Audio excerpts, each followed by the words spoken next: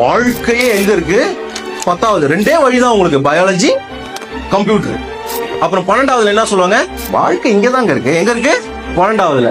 அப்ப அவன் எப்படியோ தடுமாறி 12 தாண்டி காலேஜுக்கு போயிடுவான். காலேஜ்ல போனதுக்கு அப்புறம் என்ன சொல்லுவாங்க? வேலை கிடைச்சாதான் வாழ்க்கை அப்படின்னு. கஷ்டப்பட்டு வேலை கிடைச்சிரும். வேலை கிடைச்சா என்ன சொல்லுவாங்க? கல்யாணம் பண்ணாதான் வாழ்க்கை. கல்யாணம் பண்ண அடுத்த நாள்ல என்ன கேட்பாங்க? அப்புறம் குழந்தை பிறகுல. அதை விட பெரிய டென்ஷன் வேற எதுவுமே கிடையாது. இந்த குழந்தை பிறந்துட்டா அப்பத்துல இருந்து என்ன டென்ஷன்? இவன் கரெக்டா வாழணும், இவன் கரெக்டா இருக்கணும். கடைசியில ஒரு 65-70 வயசுல உட்கார்ந்து இப்ப யோசிச்சாதான் தெரியுது நம்ம எதுவுமே பெருசா சாதிக்கலன்னு. நல்லா தெரிஞ்சுக்குங்க மை டியர் பீப்புள், லைஃப்ல ஜெயிக்கிற ஆப்பர்ச்சுனிட்டி எல்லாருக்குமே ஒரே மாதிரி இருக்கு. ஆனா விஷயம் என்னன்னா, நிறைய பேருக்கு என்ன இலக்குன்னே தெரியாது. லைஃப் யாருக்கு தெரியுமா சொந்தம்?